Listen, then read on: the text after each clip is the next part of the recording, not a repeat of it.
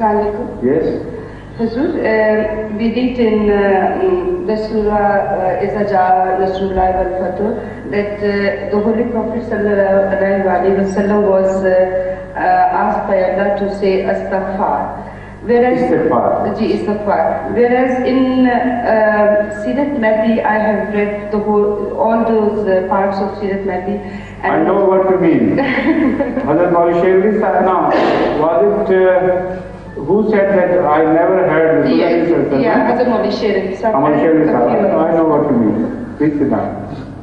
That is one tradition. One narration which I didn't like at all in that book. And when this was a selection was to be made in a abridged form, I told the person who was involved in that not to include this. Because istigfaar is something without which Hazrat Masih Maud could not live. It is impossible.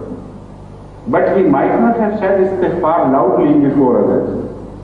So if somebody didn't hear it, however big that companion be, his lack of knowledge should not be quoted, because it will create misunderstandings. So there are many other incidents in that book which have been wrongly included. And Hazrat Masih himself realized it, that it was a mistake to include all that. Why? Not because somebody wanted to suppress truth, but because a false impression was created, which was not true. So if you suppress an evidence for the sake of suppressing truth, that is totally wrong. But if you suppress an evidence which is creating misunderstandings and exactly the opposite of truth is the impression it leaves, then that must be suppressed. There is no reason why you should say that, mention it to people who would misconstrue things later on. So those that sort of riwayat, traditions are used generally for Rasulullah, so I am not using that.